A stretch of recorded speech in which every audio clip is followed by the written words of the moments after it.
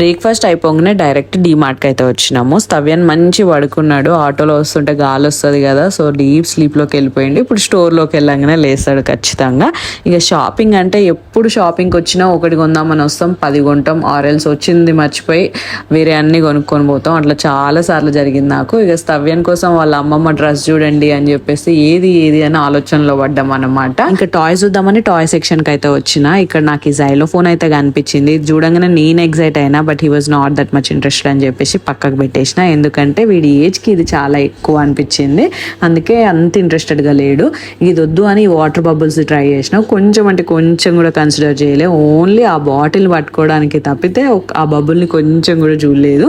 ఇక వీడు only rattle టాయ్స్ని enjoy చేస్తాడని అర్థమైంది, ఎందుకంటే వాడు ఏజ్ చాలా చిన్నది కదా. ఇంకా ఇంటికి వచ్చిన తర్వాత బావర్చి నుంచి బిర్యానీ అయితే ఆర్డర్ పెట్టుకున్నాం. ఇప్పుడు కాలేజ్లో ఉన్నప్పుడు ఆర్టీసీ క్రాస్ రోడ్స్ దగ్గర ఉన్న బావర్చికి వెళ్ళి తినేవాళ్ళం. అప్పుడైతే టేస్ట్ సూపర్ ఉండే. ఇక మధ్యలో ఎప్పుడు ట్రై చేయలే, ఛాన్స్ రాలేదు. ఇక ఇప్పుడు పెట్టుకొని తిన్నా, బట్ నాకు అంత టేస్ట్ అయితే అనిపించలే, అప్పటిలాగా అస్సలు నచ్చలేదు. That's it guys. వీడియో నచ్చితే సబ్స్క్రైబ్ చేసుకోండి. బాయ్.